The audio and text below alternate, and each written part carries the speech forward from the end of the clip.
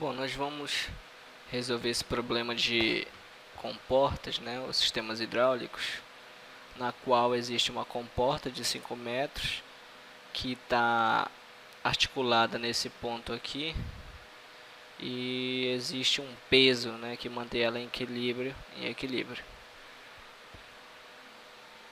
O objetivo é determinar essa profundidade aqui, esse D, certo?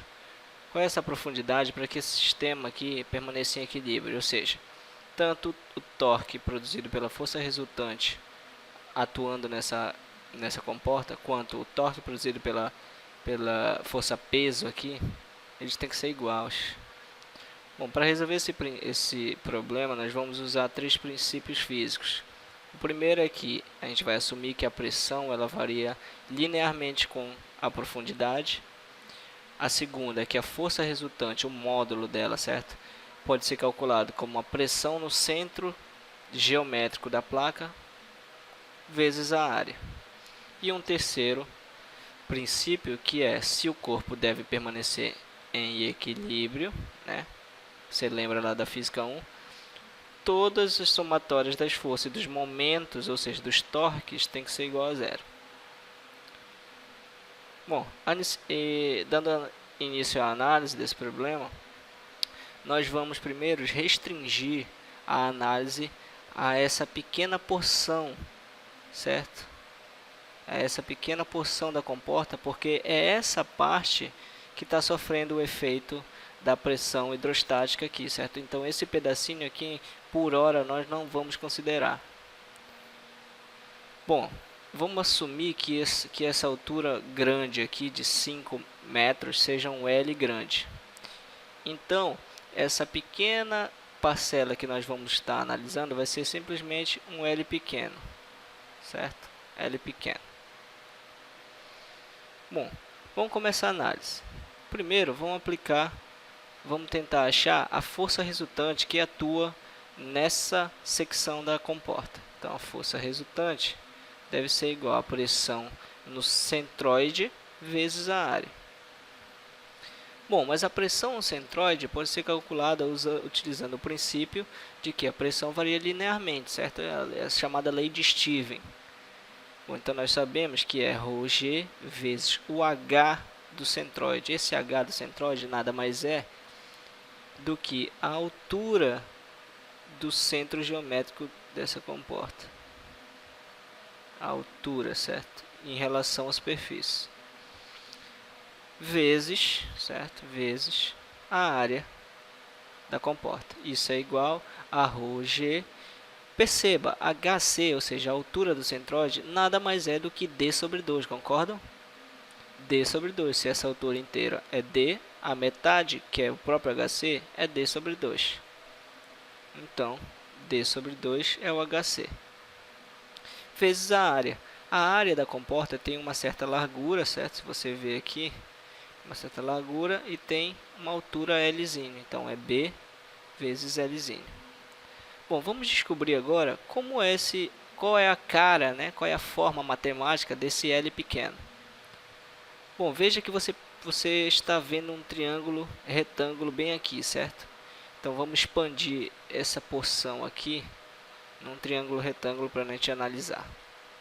Pegando essa parcela aqui, nós podemos ver que isso aqui está inclinado. Ops, pegar uma outra cor mais forte. Pode ser esse preto. Vamos pegar. Suponha que isso seja um retângulo, tá certo? Aqui você tem D sobre 2, aqui você tem, se tudo isso mede L, essa porção mede L sobre 2, aqui está o centroide, e esse ângulo é 60. Na verdade eu não vou colocar 60, que depois eu substituo, então vou colocar θ. Bom, vamos ver aqui, né? Então, vamos tirar um seno θ. É o cateto oposto pela hipotenusa. Os dois se cancelam. Você tem que o seno θ é D sobre L. Então você tira daqui que L é igual a D sobre o seno θ. Substituindo isso nessa equação para a força resultante, então nós temos que a força resultante vai ser a densidade vezes a gravidade. vezes B, que é a largura da comporta, vezes D ao quadrado, sobre 2 seno θ. Beleza, nós temos então o módulo da força resultante, certo? O próximo passo é encontrar o ponto de aplicação dela. Para isso, nós devemos calcular o chamado y', a coordenada y do ponto de aplicação. Se você não lembra, o y', ou seja, o ponto de aplicação, vai valer y' é igual à coordenada y do centro mais o segundo momento de área padrão dividido por yc vezes a. Tá? Se você não sabe de onde vem essa equação, leia o texto do Fox, Introdução à Mecânica dos Fluidos, ou então veja o Teorema dos Eixos Paralelos. Bom, então vamos ver aqui quem seria o yc, certo? Para calcular o y'. Yc nada mais é do que a coordenada y do centro geométrico, certo? Eu vou colocar esse pedacinho aqui em evidência aqui embaixo para a gente calcular o yc, ou seja, ver qual é essa coordenada. Bom, eu isolei, se você perceber, eu isolei esse pedacinho aqui, bem aqui, para a gente analisar quem seria o yc. Você percebe que o yc simplesmente é L sobre 2, concordam comigo? L sobre 2, certo? Então, yc, nós concluímos que é igual a L sobre 2. Mas nós já sabemos quem é L, concordam? É D seno θ. Então, yc é D sobre 2 seno θ, certo? Bom, vamos substituir isso aqui nessa equação e vamos ter também em mente que o momento de inércia, o segundo momento de área padrão, para esse caso, vai valer BL pequeno ao cubo sobre 12, certo?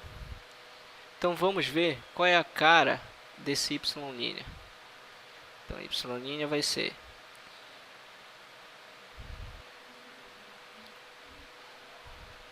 bom. Então eu expandi um pouco aqui essa relação para y'. E nós vamos cortar alguns termos aqui. Esse termo aqui vai cancelar com esse cubo. Esse B cancela esse B. 12 e 2 vai 6. Nós chegamos a L sobre 2 mais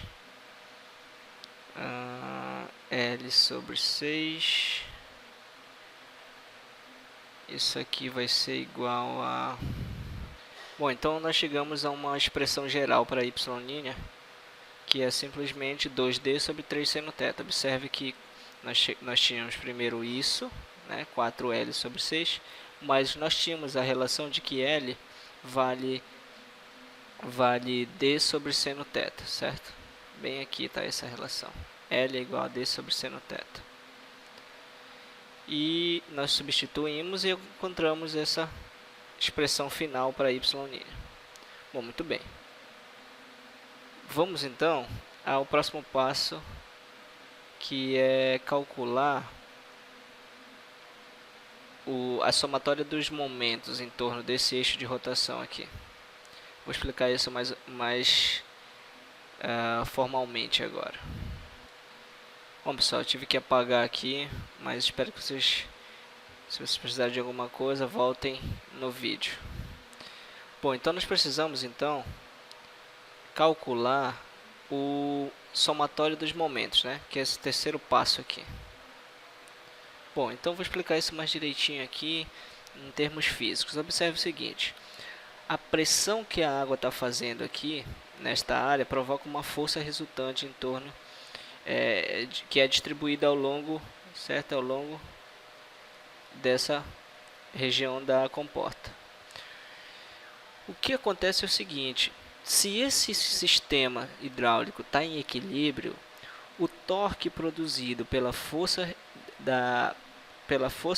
resultante devido à pressão da água aqui, certo? Essa força aqui vai produzir um torque que vai tentar girar essa comporta para esse sentido aqui, nesse sentido, certo? Perceba o seguinte, se você aperta, como se fosse assim, se você apertasse essa comporta bem aqui, ela tenderia a girar, ou seja, provocar um torque nesse sentido horário aqui, certo? Você aperta aqui, você tem um raio de aplicação, força, e você gira nesse sentido.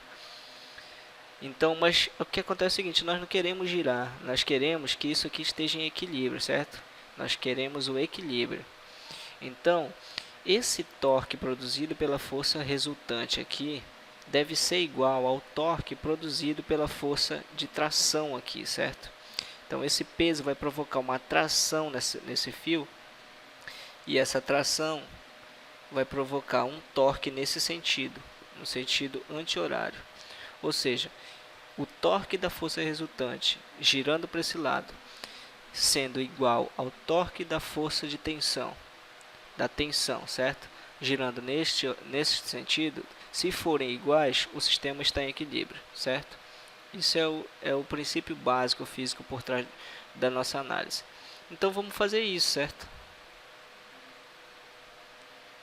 Nós temos que ter que o torque, deixa eu pegar uma outra cor. Nós temos que o torque produzido pela força resultante deve ser igual ao torque produzido pela tensão à corda. Bom, para calcular um torque, lembre-se que um torque é igual a RF.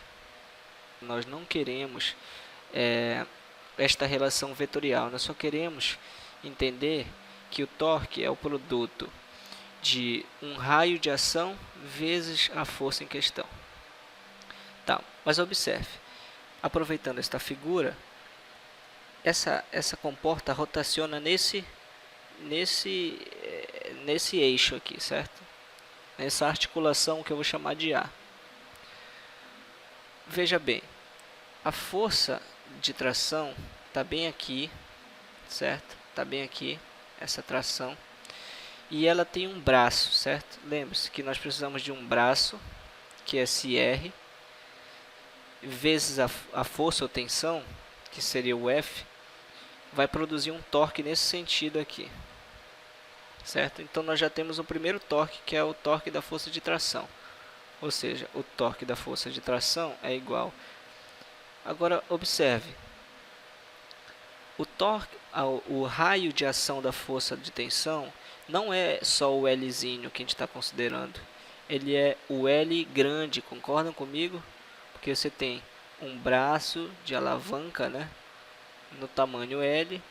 Você multiplicando pela tensão, você produz um torque para lá, certo? No sentido anti-horário. Então, o braço de alavanca da tensão é simplesmente o produto de L grande vezes a tensão, certo? Então, um torque nós já concluímos. Bom, se nós já conhecemos um torque, vamos então analisar o segundo torque, que é devido à força resultante, certo? Para calcular o raio de ação da força resultante, eu vou desenhar, eu vou apagar isso aqui,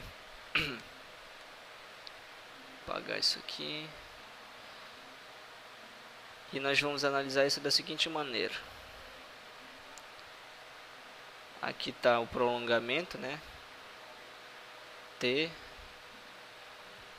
e aqui está a força resultante. Lembre-se que todos os momentos devem ser calculados em torno dessa articulação A, certo? Bom, nós conhecemos o Y', certo? Que é o ponto de aplicação da força. O ponto, certo? Não o braço. Y' nós conhecemos. E esse comprimento total, nós sabemos também que vale L pequeno, certo? E e esse comprimento todo mais esse prolongamento vale L grande. Muito bem. Observe, se você fizer L pequeno menos y', sobra esse pedaço aqui, correto? Esse pedaço é o próprio braço de alavanca, ou seja, que vai produzir, junto com a força resultante, um torque em torno de A. Lembre-se que nós estamos calculando o braço a partir do ponto de articulação A, certo? Então, nós não poderíamos simplesmente multiplicar y', certo? Y' vezes F resultante, e isso dá o torque em torno de A, porque está errado, certo? Então, nós temos que calcular, na verdade, esse braço aqui, que seria o quê? O L menos Y'. Então, esse é o resultado correto. É a análise correta, na verdade. Certo? Então, vamos apagar isso aqui que está errado e vamos fazer essa relação aqui. Esse braço que eu vou chamar de B grande, esse braço que é o braço de alavanca da força resultante, que vai aplicar um torque em torno de A. Lembre-se que os torques estão sendo calculados em torno de A, certo? É a partir de A. É simplesmente o L menos o Y'. Logo, isso aqui vai ser D sobre seno θ menos Y', que é 2D 3 seno θ. Bom, vamos fazer essa conta aqui. Bom, então o braço de atuação da força resultante em relação ao ponto de articulação A vale D sobre 3 seno θ, certo? Bom, perceba que todo o problema de comportas nada mais é do que uma análise bem criteriosa dos aspectos geométricos junto aos aspectos físicos, entendem? Porque se você conseguir observar essas relações geométricas e considerá-las junto com as análises físicas, você consegue, sem dúvida, acertar qualquer problema. Então, é isso que nós estamos fazendo. Então, vamos lá, vamos aplicar a equação de equilíbrio, ou seja, que a somatória de todos os torques em torno da articulação A devem ser zero. Ou seja, o torque produzido pela força resultante, lembra o que é o torque? Um raio, que nós já descobrimos é B, certo?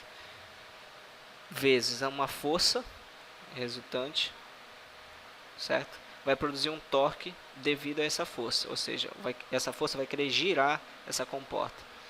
Mas ela não gira porque ela é igual, ou seja, o torque é igual ao torque produzido pela tensão, que nós já descobrimos é LT. Certo? Agora vamos colocar os valores nessa relação. Observe, B nós conseguimos já.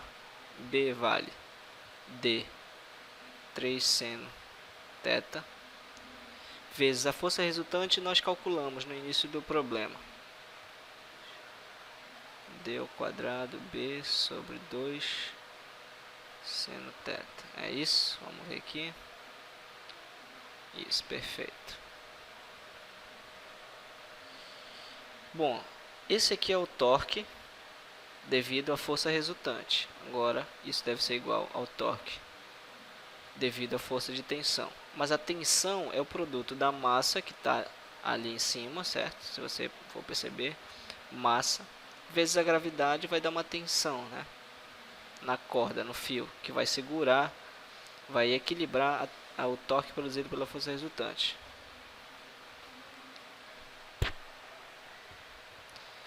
Bom, resolvendo isso aqui, nós obtemos o seguinte.